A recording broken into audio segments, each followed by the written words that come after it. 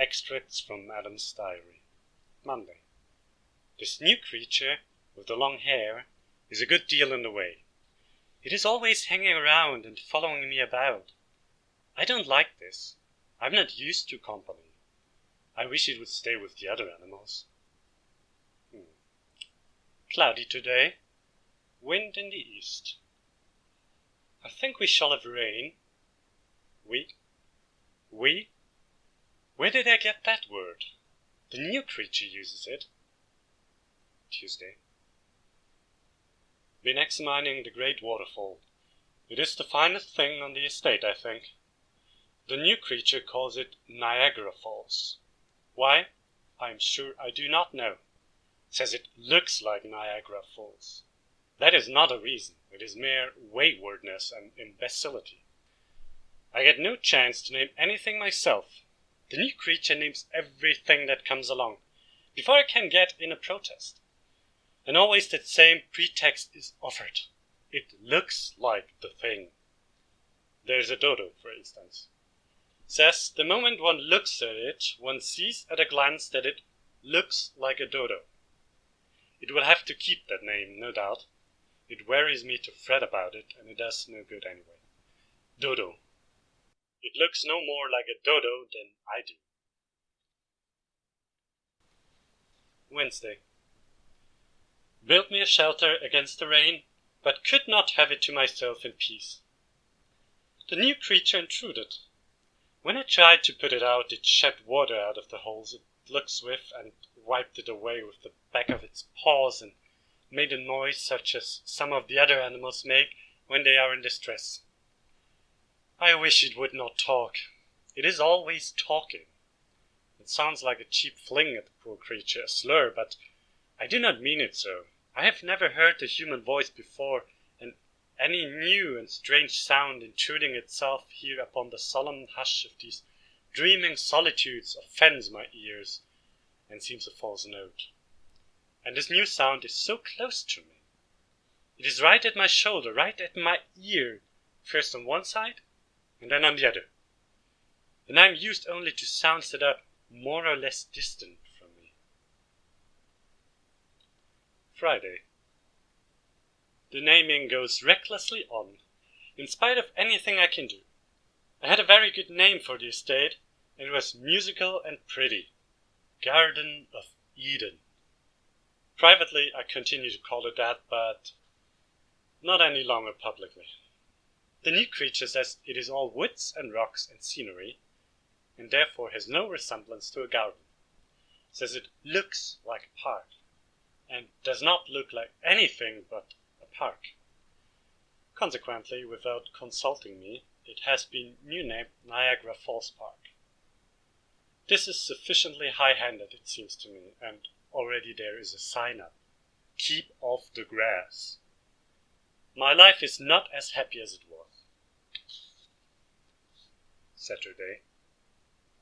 The new creature eats too much fruit. We're going to run short, most likely. We, again, that is its word. Its word. Mine too now from hearing it so much. Good deal of fog this morning.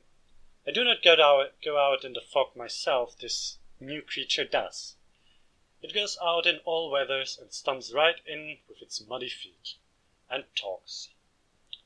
It used to be so pleasant and quiet here. Sunday. Pulled through, this day is getting to be more and more trying. It was selected and set apart last November as a day of rest. I had already 6 of them per week before. This morning found the new creature trying to clod apples out of that forbidden tree. Monday. The new creature says its name is Eve. That is all right, I have no objections, says it is to call it by when I want it to come. I said it was superfluous then. The word evidently raised me in its respect. And indeed, it is a large, good word and will bear repetition. It says it is not an it is a she. This is probably doubtful, yet it is all one to me. What she is were nothing to me if she would go, but go by herself and not talk. Tuesday. She has littered the whole estate with execrable names and offensive signs. This way to the whirlpool, this way to Goat Island, Cave of the Winds this way. She says this park would make a tidy summer resort if there was any custom for it.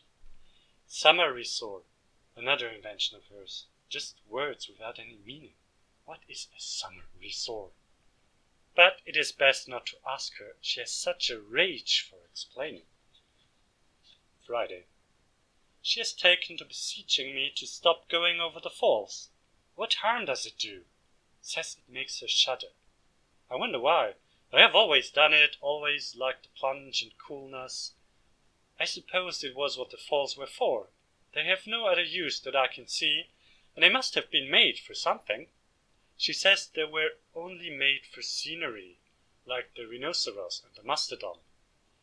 I went over the falls in a barrel, not satisfactory to her. Went over in a tub, still not satisfactory.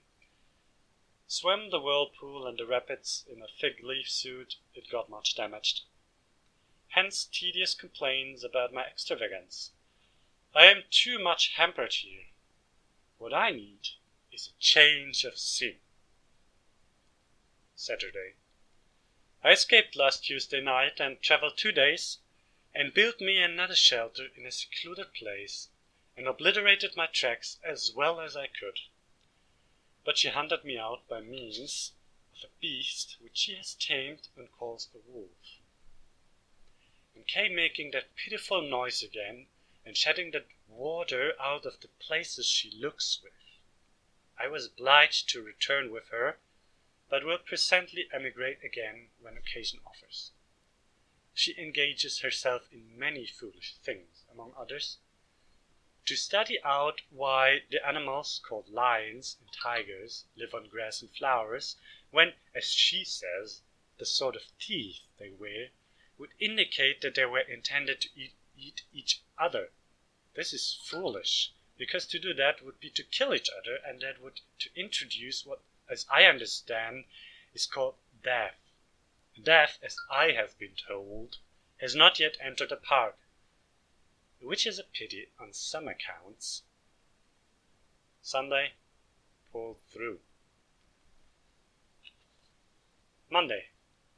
I believe I see what the week is for. It is to give time to rest up from the weariness of Sunday. It seems a good idea. She has been climbing that tree again, clodded her out of it. She said nobody was looking. Seems to consider that a sufficient justification for changing any dangerous thing. Told her that. The word justification moved her admiration and envy too. I thought, it is a good word. Tuesday. She told me she was made out of a rib taken from my body. This is at least doubtful, if not more than that. I have not missed any rib. She is in much trouble about the buzzard. Says grass does not agree with it. Is afraid she can't raise it. Thinks it was intended to live on decayed flesh. The buzzard must get along the best it can with what is provided. We cannot overturn the whole scheme to accommodate the buzzard. Saturday. She fell in the pond yesterday when she was looking at herself in it, which she is always doing. She nearly strangled and said it was most uncomfortable. This made her sorry for the creatures which live in there, which she calls fish, for she continues to fasten names onto things that don't need them and don't come when they are called by them, which is a matter of no consequence to her. She is such a numbskull. Anyway, so she got a lot of them out and brought them in last night, and put them in my bed to keep warm, but I've noticed them now and then all day, and I don't see that they are any happier there than they were before, only quieter. When night comes I shall throw them outdoors. I will not sleep with them again, for I find them clammy and unpleasant to lie among when a person has anything on. Sunday, pulled through. Tuesday. She is taken up with a snake now. The other animals are glad, for she was always experimenting with them and bothering them. And I am glad because the snake talks, and this enables me to get a rest. Friday. She says the snake advises her to try the fruit of the tree and says the result will be a great and fine and noble education. I told her there would be another result too. It would introduce death into the world. That was a mistake. It had been better to keep the remark to myself. It only gave her an idea. She could save the sick buzzard and furnish fresh meat to the despondent lions and tigers. I advised her to keep away from the tree. She said she wouldn't. I foresee trouble. Will emigrate. Wednesday. I have had a variegated time. I escaped last night and rode a horse all night as fast as he could go, hoping to get clear of the park and hide in some other country before the trouble should begin. But it was not to be. About an hour after sunset, as I was riding through a flowery plain where thousands of animals were grazing, slumbering, or playing with each other, according to their wont, all of a sudden they broke into a tempest of frightful noises, and in one moment the plain was a frantic commotion, and every beast was destroying its neighbor. I knew what it meant. Eve had eaten that fruit, and death was coming to the world. The tigers ate my horse, paying no attention when I ordered them to desist, and they would have eaten me if I had stayed, which I didn't, but I went away in much haste. I found this place outside the park, and was fairly comfortable for a few days. But she has found me out, and has named the place Tonawanda. Says it looks like that. In fact, I was not sorry she came, for there are but meager pickings here, and she brought some of those apples. I was obliged to eat them, I was so hungry. It was against my principles, but I find that principles have no real force, except when one is well fed. She came curtained in boughs and bunches of leaves, and when I asked her what she meant by such nonsense, and snatched them away and threw them down, she tittered and blushed. I had never seen a person titter and blush before, and to me it seemed unbecoming and idiotic. She said I would soon know how it was myself. This was correct. Hungry as I was, I laid down the apple half eaten, certainly the best one I ever saw, considering the lateness of the season, and arrayed myself in the discarded boughs and branches, and then spoke to her with some severity, and ordered her to go and get some more and not make a spectacle of herself.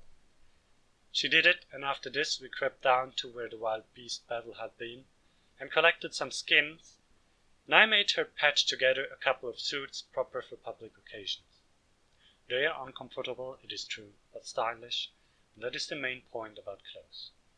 I find she is a good deal of a companion. I see I should be lonesome and depressed without her, now that I've lost my property. Another thing, she says it is ordered that we work for our living hereafter. She will be useful. I will superintend. 10 days later. She accuses me of being the cause of our disaster. She says with apparent sincerity and truth that the serpent assured her that the forbidden fruit was not apples, it was chestnuts. I said I was innocent then, for I had not eaten any chestnuts. She said the serpent informed her that chestnut was a figurative term meaning an aged and moldy joke. I turned pale at that, for I have made many jokes to pass the weary time, and some of them could have been of that sort, though I had honestly supposed that they were new when I made them. She asked me if I had made one just at the time of the catastrophe. I was obliged to admit that I had made one to myself, though not aloud. It was this: I was thinking about the falls, and I said to myself, how wonderful it is to see that vast body of water tumble down there. Then, in an instant, a bright thought flashed into my head, and I let it fly, saying, "It would be a deal more wonderful to see it tumble up there." And I was just about to kill myself with laughing at it, when all nature broke loose in war and death, and I had to flee for my life. "There," she said with triumph, "that is just it. The serpent mentioned that very jest and called it the first chestnut, and said it was coeval with the creation. Alas, I am indeed to blame. Would that I were not witty. Oh, that I had never had that radiant thought." Next year. We have named it Kine. She caught it while I was up country trapping on the north shore of the Erie. Caught it in the timber a couple of miles from our dugout. Or it might have been 4. She isn't certain which. It resembles us in some ways, and may be a relation. That is what she thinks, but this is an error, in my judgment. The difference in size warrants the conclusion that it is a different and new kind of animal. A fish, perhaps, though when I put it in the water to see it sank, and she plunged in and snatched it out before there was any opportunity for the experiment to determine the matter, I still think it is a fish, but she is indifferent about what it is, and will not let me have it to try. I do not understand this. The coming of the creature seems to have changed her whole nature, made her unreasonable about experiments. She thinks more of it than she does of any of the other animals, but is not able to explain why. Her mind is disordered, everything shows it. Sometimes she carries the fish in her arms half the night when it complains and wants to get to the water. At such times the water comes out of the places in her face that she looks out of, and she pats the fish on the back and makes soft sounds with her mouth to soothe it, and betrays sorrow and solicitude in 100 ways. I have never seen her do like this with any other fish, and it troubles me greatly. She used to carry the young tigers around so, and play with them before we lost our property, but it was only play. She never took on about them like this when their dinner disagreed with them. Sunday. She doesn't work Sundays, but lays around all tired out, and likes to have the fish wallow over her. And she makes fool noises to amuse it, and pretends to chew its balls, and that makes it laugh. I have not seen a fish before that could laugh. This makes me doubt. I have come to like Sunday myself. Superintending all the week tires a body so. There ought to be more Sundays. In the old days they were tough, but now they have come handy. Wednesday. It is not a fish. I cannot quite make out what it is. It makes curious, devilish noises when not satisfied, and says "goo goo" when it is. It is not one of us, for it doesn't walk. It is not a bird, for it doesn't fly. It is not a frog, for it doesn't hop. It is not a snake, for it doesn't crawl. I feel sure it is not a fish, though I cannot get a chance to find out whether it can swim or not.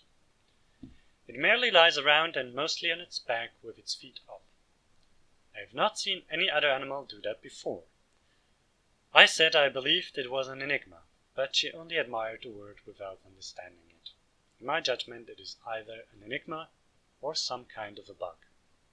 If it dies, I will take it apart and see what its arrangements are.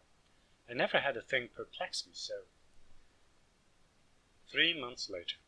The perplexity augments instead of diminishing. I sleep but little. It has ceased from lying around and goes about on its 4 legs now. Yet it differs from the other 4-legged animals in that its front legs are unusually short. Consequently, this causes the main part of its person to stick up uncomfortably high in the air. And this is not attractive. It is built much as we are, but its method of traveling shows that it is not of our breed. The short front legs and long hind ones indicate that it is of the kangaroo family, but it is a marked variation of that species, since the true kangaroo hops, whereas this one never does. Still, it is a curious and interesting variety and has not been catalogued before. As I discovered it, I have felt justified in securing the credit of the discovery by attaching my name to it, and hence have called it Kangarurum adamiensis. It must have been a young one when it came, for it has grown exceedingly since. It must be 5 times as big now as it was then, and was discontented it is able to make from 22 to 38 times the noise it made at first. Coercion does not modify this, but has the contrary effect. For this reason I discontinued the system. She reconciles it by persuasion, and by giving it things which she had previously told me she wouldn't give it. As already observed, I was not at home when it first came, and she told me she found it in the woods. It seems odd that it should be the only one, yet it must be so, for I have worn myself out these many weeks trying to find another one to add to my collection, and for this to play with, for surely then it would be quieter and we could tame it more easily, but I find none, nor any vestige of any, and strangest of all, no tracks. It has to live on the ground, it cannot help itself. Therefore, how does it get about without leaving a track? I have set a dozen traps, but they do no good. I catch all small animals except that one. Animals that merely go into the trap out of curiosity, I think, to see what the milk is there for. They never drink it.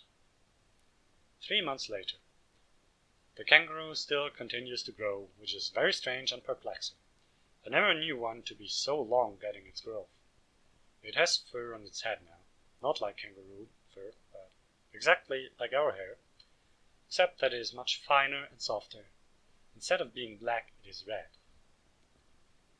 I am like to lose my mind over the capricious and harassing developments of this unclassifiable zoological freak. If I could catch another one, but that is hopeless. It is a new variety, and the only sample, this is plain. But I caught a true kangaroo and brought it in, thinking that this one, being lonesome, would rather have that for company than have no kin at all, or any animal it could feel a nearness to or get sympathy from it, in its forlorn condition, here among strangers who do not know its ways or habits, or what to do to make it feel that it is among friends. That is the right word. But it was a mistake. It went into such fits at the sight of the kangaroo that I was convinced it had never seen one before. I pity the poor, noisy little animal, but there is nothing I can do to make it happy. If I could tame it, but that is out of the question. The more I try, the worse I seem to make it. It grieves me to the heart to see in its little storms of sorrow and passion. I wanted to let it go, but she wouldn't hear of it. That seemed cruel and not like her. And yet she may be right. It might be lonelier than ever, for since I cannot find another one, how could it? 5 months later. It is not a kangaroo. No, for it supports itself by holding to her finger and thus goes a few steps on its hind legs and then falls down.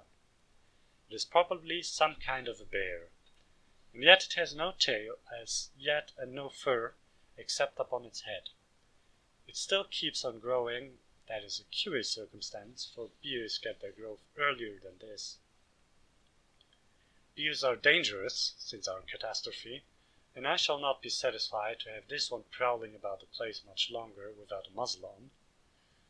I have offered to get her a kangaroo if she would let this one go, but it did no good. She is determined to run us into all sorts of foolish risks, I think. She was not like this before she lost her mind. A fortnight later. I examined its mouth. There is no danger yet. It has only one tooth. It has no tail yet. It makes more noise now than it ever did before, and mainly at night. I have moved out. But I shall go over mornings to breakfast and see if it has more teeth. If it gets a mouthful of teeth, it will be time for it to go, tail or no tail, for a bear does not need a tail in order to be dangerous. 4 months later. I have been off hunting and fishing a month up in the region that she calls buffalo. I don't know why, unless it is because there are not any buffaloes there. Meantime, the bear has learned to paddle around all by itself on its hind legs and says "Papa" and "Mama." it is certainly a new species. This resemblance to words may be purely accidental, of course, and may have no purpose or meaning, but even in that case it is still extraordinary, and it is a thing which no other beer can do. This imitation of speech, taken together with general absence of fur and entire absence of tail, sufficiently indicates that this is a new kind of beer.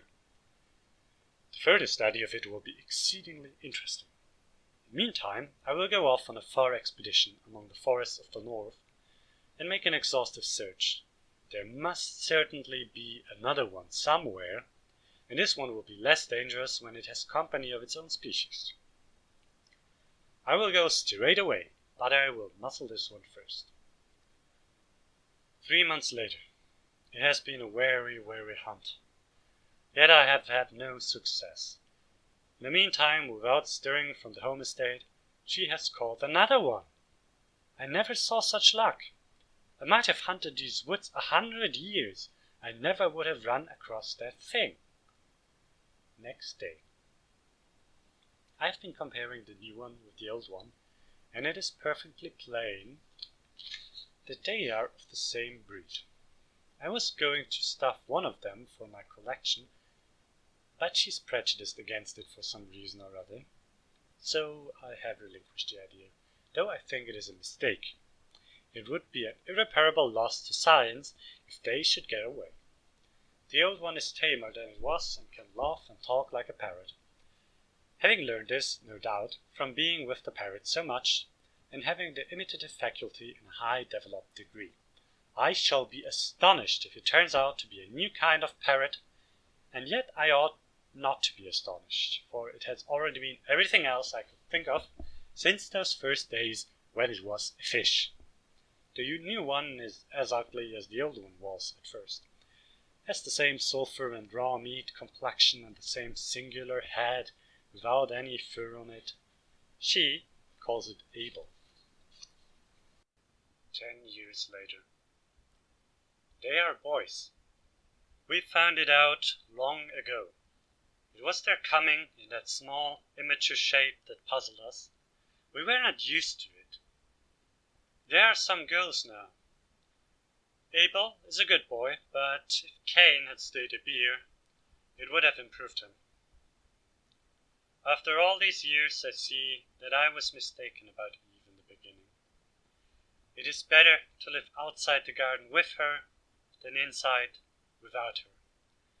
At first I thought she talked too much, but now I should be sorry to have that voice fall silent and pass out of my life. Blessed be the chestnut that brought us together and taught me the goodness of her heart and the sweetness of her spirit.